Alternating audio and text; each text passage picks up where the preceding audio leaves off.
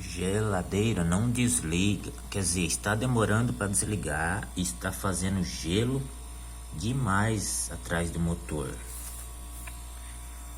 Eu vi vários vídeos aí falando que é excesso de gás. Que daí você tem que tirar um pouco do gás aqui por essa saidinha aqui, ó, essa válvula aqui que você tira a tampinha e é igual a válvula de uma bicicleta. Vou fazer o teste aqui, se é isso mesmo.